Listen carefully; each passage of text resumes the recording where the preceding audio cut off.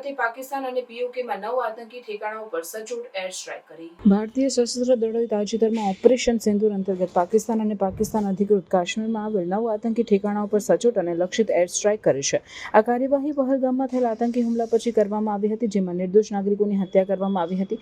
આ અભિયાનનો ઉદ્દેશ આતંકી ઢાંચાઓને નષ્ટ કરવાનો હતો, જેથી સરહદ પરથી થતા આતંકવાદ પર અંકુશ લગાવી શકાય। આ ઓપરેશનમાં ભારતીય સેનાએ સંયમ અને સંતુલનનો પરિચય આપતા માત્ર આતંકી ઠેકાણાઓને જ નિશાન બનાવ્યા હતા। આથી સ્પષ્ટ થાય છે કે ભારતની નીતિ આતંકવાદ સામે કડક રીતે નિપટવાની છે, જ્યારે સામાન્ય નાગરિકોને નુકસાન પહોંચાડવાનું છે।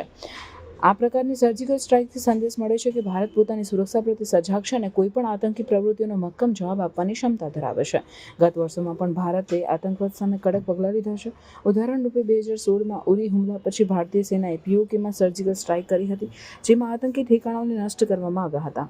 એ જ રીતે 2019માં પુલવામા હુમલા પછી બાલાકોટમાં એર સ્ટ્રાઇક કરવામાં આવી હતી। આ પગલાઓથી સ્પષ્ટ થાય છે કે ભારત આતંકવાદ સામે ઝીરો ટોલરન્સની નીતિ અપનાવે છે।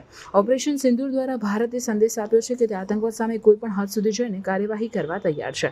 આથી માત્ર આતંકી સંગઠનોને ચેતવણી મળી છે, પરંતુ આંતરરાષ્ટ્રીય સમુદાયને પણ સંકેત મળ્યો છે કે ભારત પોતાની સુરક્ષા માટે જરૂરી પગલાં લેવા માટે સંકોચ કરશે નહીં।